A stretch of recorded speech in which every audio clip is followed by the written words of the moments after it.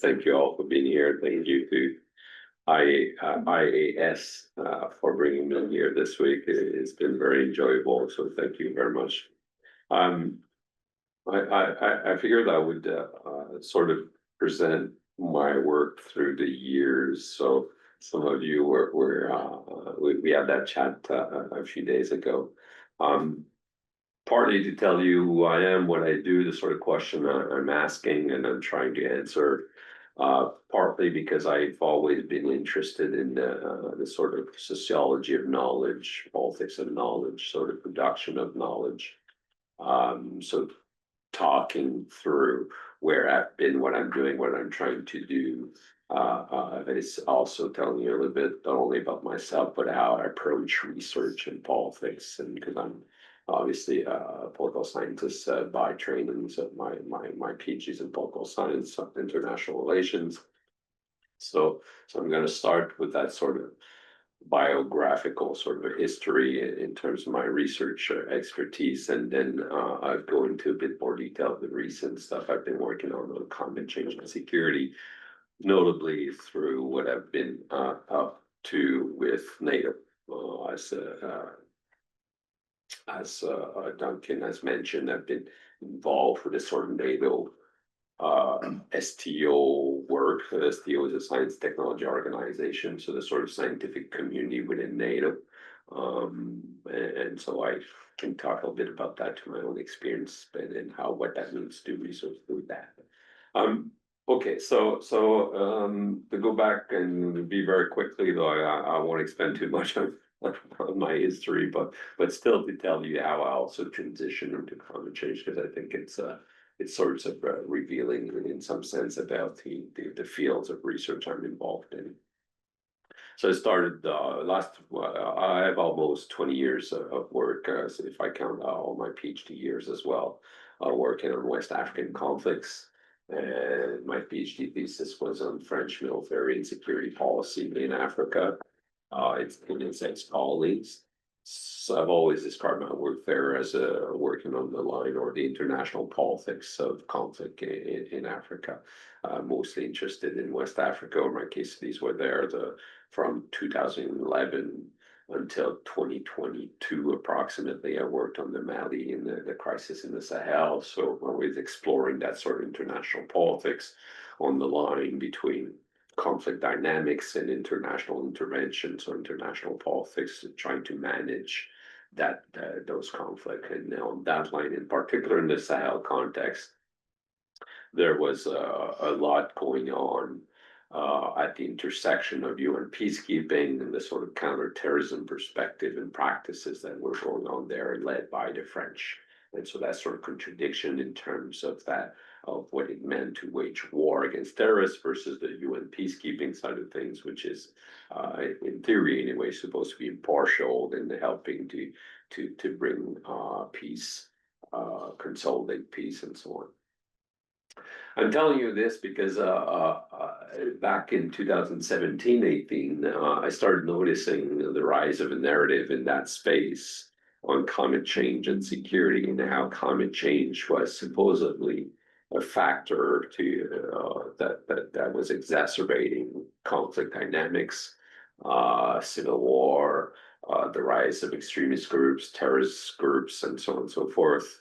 That was also the sort of time that, pardon me, the Greta Thunberg kind of early years. So the rise of climate movement in Europe and elsewhere around her and others. So it's this sort of always egg and chicken issue. Which one came first? I don't know, but certainly you could read and hear people at the EU level or from a European perspective on the fear of climate change producing or affecting migration flows from Africa into Europe. Sort of North American US perspective was more about the threat or the potential threat or the assumption that climate change would produce more terrorism. So that sort of narrative was picking up in the Sahel It had started elsewhere. Darfur is often the reference as this, or supposedly the first climate war. There had been a big debate also about the Syrian civil war having been apparently caused, according to some, by the droughts and the effects on the agricultural sector that led to migration to cities and therefore more civil tension and then to civil war.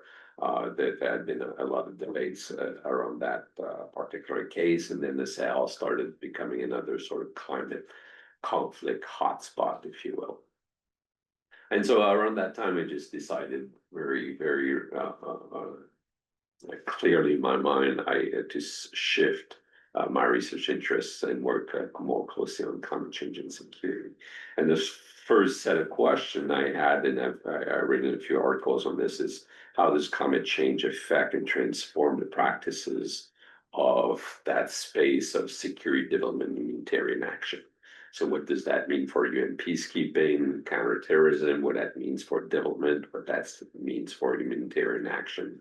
And to me, that's a sort of, I call it the intervention space, because these actors are sometimes siloed, but in the field, they talk to each other a lot. So whether it's NGOs or UN humanitarian agencies, a World Food Program, UNEP, or UNDP or whatnot, they do talk, obviously, and they were interacting with counterterrorism action activities, development actors, and so on and so forth. So that sort of space, how it was it being transformed or thought it should be transformed, how actors thought it should be transformed or not, because not everyone was convinced. Probably not everyone is still, not everyone is convinced that climate change affects that space. But anyway, so that was the first sort of interrogation I had about how does it change what I was studying, which was the international politics, again, of conflict management in a space like the Sahel. And more generally speaking, maybe you're interested in such questions about climate change and global world order. I always kept an eye on those discussions about how climate change transformed the world order or international politics, however you want to put it. So the Anthropocene literature is part of that, but there's all sorts of discussions that we can get into later if you want, but on planetary security or ecological security. So in other words, how do you redefine international relations or questions of security through or because of climate change, and more perhaps in terms of biodiversity as well. So this sort of Earth system perspective that the Earth was being transformed by climate change and human activity in general. And then, I mean, I guess it's sort of I don't know if the whole thing was planned. I got lucky, perhaps. I don't know. There were opportunities that showed up, and COVID happened, so it obviously affected my research, and everyone's, probably everyone's life was affected by climate change in different ways. It certainly slowed down my work on the Sahel. I couldn't fly anymore. I couldn't do field work. We were stuck back home like everyone else. But there was also in 2021 the NATO announcement, Canadian and NATO announcement at the NATO summit in 2021 that NATO was about, and that decided to create a center of excellence on climate change and security. So that was the announcement that changed a lot of things for me. I was already in Montreal, one of the few Canadian scholars working on climate security. So I got involved into that sort of discussion from almost day one about what that meant, what sort of center should be built, what sort of a question it should address, how it should work, and so on and so forth. So I'm not saying I built it at all. I just consulted and talked with different people involved. So that sort of quote unquote influence, if you will, invited them to my conferences I was organizing in Montreal and elsewhere. So it was some of the part of those initial conversation. Just to be clear what a center of excellence is in NATO context. So that was a 30th center of excellence. Centers of excellence are independent organizations, so they are outside the hierarchy of NATO. They do work through NATO to some extent or with NATO. They can be tasked or they can be asked to do certain things by NATO, but they are run independently And the oversight committee, if you will, is a steering committee, which is comprised of the member states who signed up to do and set up the Center of Excellence. And the Center of Excellence in Climate Change and Security, which is located in Montreal in Canada, and was officially launched in October 2023, which was a very quick turnaround, I'm told, for Centers of Excellence. The initial members are 12. We had 12 member states of NATO who are member of the CASCO, as the acronym, as we call it. So Canada, obviously, UK, France, Germany, Italy, and a bunch of others. So 12 in total, not the Americans. And through that, somewhat independently, I've been involved with the STO, as I was saying, so the Science Technology Organization, which is NATO's way of bringing together scientists of all types to work on collaborative scientific projects. So what you do is basically you propose a project. I proposed in 2020, I just started in 2022, a short 1-year project that led to a longer project I'm going to talk about in a moment, which is a research, they call them research task groups. So those are 3-year projects. So from 2023 to 2026, I just submitted the final report a few weeks ago on the effects of climate change on security. So it was all about, well, what does that mean to talk about climate change and security? What are the effects or consequences for security practices, security actor institutions, and more specifically, obviously, in the context of NATO for this report. So I led a team of about 20 different scientists or active authors, I should say, because it was a bigger group, but 20 were active and contributed to the written report. But in and around, I would say that there wasn't any time 40 to 60 people somehow got involved into all sorts of discussion. And what we did, basically the final report, will be public when NATO puts it out there, I hope by the fall. What we did was that we explored, or the key question was that how is climate change transforming, and this is very NATO taught, by the way, but how is it transforming the geopolitical and strategic environment within which NATO operates? So, sort of basic question, but also, as I'm sure you're aware, very ambitious as well. What does it mean? How does climate change transform the international environment, basically, right? So what we did is I divided our group into 4 subgroups. 3 were case studies. So 1 explored the Arctic, so asking the same question, but in context of the Arctic. What we discovered there is that there are, among other things, that there are multiple Arctics. I had to point out to my group that our Canadian and North American friends saw the Arctic differently than our Nordic European friends. So 2 very different vision of the Arctic. We had a group, and that's where that was leading on Northwestern Africa. So this sort of Sahel space plus a few northern African countries, and just explore the sort of climate scenarios going on there, but also critically analyzing the sort of narrative that I mentioned earlier about climate change in these spaces, which is often, those narratives are often very Eurocentric. It's about, well, it's going to produce migrants that will come to Europe, or it'll produce terrorists that will threaten the West, or some Western interests, or something to that effect. So we worked on sort of examining or going beyond that sort of very simplistic narrative, and looking to what it actually means for African states and the region, and for the future stability of those states in that region. We had a 3rd subgroup who worked on the east flank of NATO. East flank is pretty big, so we ended up focusing on Ukraine, where the team explored the Dnipro River sort of basin. So that's a river that runs through Ukraine. So the challenge there was to sort of examine the overlap of environmental issues, climate issues, and obviously the effects of the war and the threats or the potential threats and vulnerability to environmental and climate issues coming from the war. And then the fourth sort of subgroup examined NATO's mitigation effort and the mitigation challenge. In other words, the challenge of NATO greenhouse gases emissions. What do you do about it? What are they? We don't have a lot of data, but what are they? What do you do about it?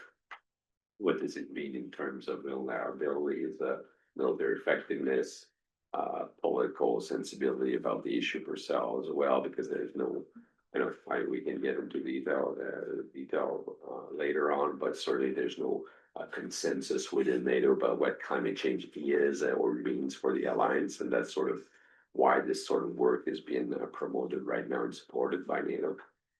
And yeah, that's it. And then we had two other chapters at the end where we tried. We can get into that as well in detail later if you want. But where I tried with a colleague from Castle, Dr. Katie Woodward, British citizen from the STL, so the UK Minister of Defence, where we tried to revise NATO's climate change and security action plan, but also we recommended what I call the new science policy model. So create a space where science can inform policy, but also our policy might or should inform scientific questions. Anyway, I'll get into that in a moment. So I guess in a sort of conclusion sort of way, I'll give you the three sort of core insights that I took out of that big report and all these case studies. So the three things that one could say might sound obvious at some point, but if you're in the context of climate security field, I think these are worth, I think, emphasizing. So the first one is to very much, and that's probably the most obvious perhaps if you work on climate change, but certainly the fact that climate change is a systemic and unique problem that indeed transforms the strategic and geopolitical environment and in very radical ways, right? Why? Well, we can point to at least two things: the scope and scope and the scale, pardon me, of the complexities of the problem, but also the uncertainties that come with it. And arguably, though, the scale and scope of climate change are unprecedented. The point here, in many ways, especially if you talk to policymakers, decision makers, military officers, is to say that climate change is just not another item that you put on your security agenda. It's just not another thing that you should add to your list, to your to-do list. It is something that fundamentally changes and transforms every other item on your list. So it's a systemic thing. It's a transformative thing going on that should be mainstream and taken very seriously, and everything that you do should be reassessed through a sort of kind of lens. And obviously, people kind of react to that in different ways, but we can get into that later. The other point also about climate change being an unprecedented or certainly a different sort of problem is a temporality of it. We can get into more details here later, but in essence, I would say two things here. One, climate change, and that talks a bit about the Anthropocene sort of framework. Climate change introduces geological timing to human affairs. So if you talk about climate change, the greenhouse gases are already in the atmosphere. We're talking about, years, decades, centuries, even in the case of ice sheets, millennium, perhaps, sort of timescales that don't necessarily fit with human timescales.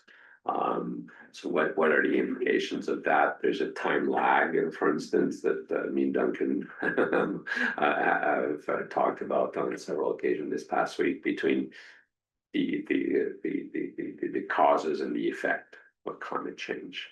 So how do we deal with that? What does that mean to deal with that? And so, and perhaps more sort of human, uh, uh, um, human on a human calendar sort of perspective, or from a policy perspective, it means that the timer, so especially from a policy sort of perspective, you'll encounter a lot of tension between the short-term sort of emergency setting, electoral cycle, policy cycle, budget cycle versus the long-term sort of strategic uh, uh, um, framework that climate change needs. So very concretely, in other words, if you talk about governance and government, how do you reconcile the tensions between the short-term sort of mindset and ways of doing things in government, as far as I know it, versus a very long strategic term that is needed for climate change? At the very least, to give just one example, from a NATO perspective, procurement, defense procurement, building weapon platforms like new fighter planes and Navy ships take decades and decades, 20, 30, 40 years for platforms that will be used for, again, decades. So you're talking about 50, 60 years at least in terms of time scale. But you still have to decide right now what it means or what sort of plane or Navy ship you want to build in a future of climate change, understanding both the consequence of a climate change, but to use indeed Duncan's concept of low carbon warfare. Can you imagine a world where fossil fuel is perhaps not the dominant source of energy? So low carbon sort of social technological world in 30, 40, 50 years from now, but does that mean what are the implications? And so on and so forth. Second sort of core insight might sound obvious, but I think given the state of the climate security academic field, we're very much under emphasizing is that context is key. If you want to answer the question, what are the consequences of the climate change on security? Well, it depends. It depends on where you're sitting. What context are we talking about? I think it's very easy to say that climate change affects security, but if you want to go beyond that, if you want to talk about actual consequences, concrete consequences, and therefore go into the policy space about what to do about it, this needs to be grounded in a specific context, whether it's the Arctic versus Africa versus the East Flank versus, I don't know, Canada versus whatever, wherever you are and whatever you're working on. So the political context, social context, technological context, economic context, historical context. One example I like to give to NATO and colleagues who might not know much about African affairs, for instance, is that, well, if you think that your view of climate change and security is simply about adapting the military forces, for instance, and activities so that they can be resilient and still be capable under climate change condition, and you go with that sort of assumption and point of view into Africa, you'll probably not be able to talk or have much of a discussion because there are all sorts of environmental and climate issues in Africa in general. Here I'm generalizing a bit, but if you look at the African Union strategy document that was published a couple of years ago, it shows this historical sort of legacy and understanding of environmental and climate issues as grounded in and anchored in talks about sovereignty, state sovereignty, about how you manage natural resources. And that's a direct sort of legacy from colonial times where African societies and states were basically being told you don't know how to manage your resources, so therefore we'll take them over and we'll take over and we'll extract and do what we want with them. So from an African perspective, often enough, the conversations start there. This is about our sovereign authority to manage our natural resources for development. So we should have a say in how we do things about these sort of things. So the different starting point. So context is key. And last but not least, as a core insight, is that climate security, whether we like it or not, is found at the intersection of what I call the intersection of science and policy. What do I mean by that? I mean, I think we can see it now. I think historically we can see it now, but that's also probably my sort of vision or understanding of how knowledge being produced. Science has a way of trying to get at facts, at answers. Scientific judgment, in other words, is based on particular methods, which are not necessarily the same as political judgment, right? The science can give us certain ideas and scenarios and can make it or give us a sort of set of expectation and prediction to some extent about what are the consequences of our action, but does not necessarily, although some would argue against that, but does not necessarily tell us what to do. Well, political judgment include obviously all sorts of other things about cultural values and ethics and whatnot. I'm not saying that science does not deal with that, but I am very much aware, for instance, about how the rise of the climate security field came about. If you look at even prior to the recent rise, I say recent because we're talking about last 15 or 20 years, grounded in basically the rise of environmental issue at the global level. So you can go back to 1910. If you want, you can go back to the 1970s, the creation of all that sort of UN setup about environmental work. The Stockholm conference in '72 is a key moment. You can talk about the rise of the whole climate IPCC framework and the UN FCCC framework, so the Convention on Climate Change. In the late 1980s, early 1990s. So that's sort of large policy political context that come also from all sorts of scientific discussion about increasing knowledge about the impact of greenhouse gases on the climate, the impact of all sorts of industries on the environment, NATO taking on its own environmental protection and security. You see this sort of equivalent on the academic side of the rise of environmental security studies in the early 1990s, led by people like Thomas Homer Dixon and that sort of thing.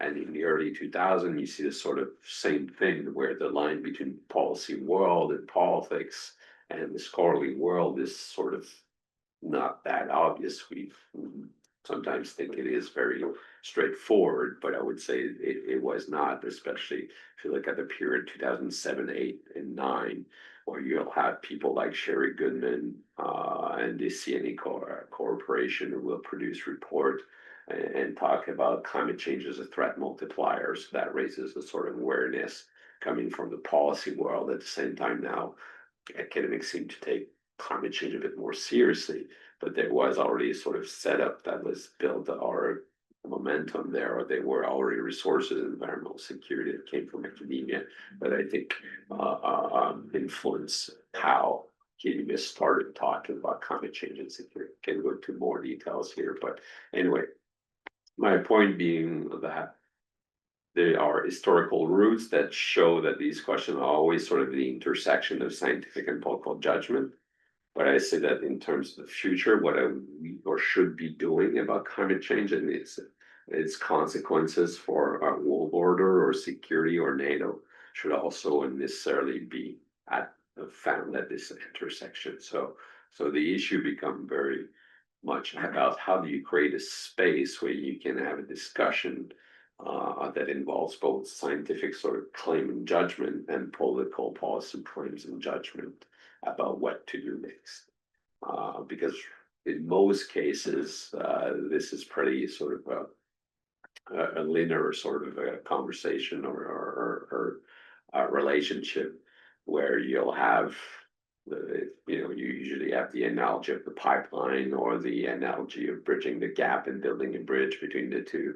I'm more thinking about the co-production space where you really have that sort of discussion and debate between scientific judgment and points of view and the sort of political policy side of things. So I'll end here. Hopefully I've raised some issues and concern and questions, so I welcome the questions. Thank you. Thank you.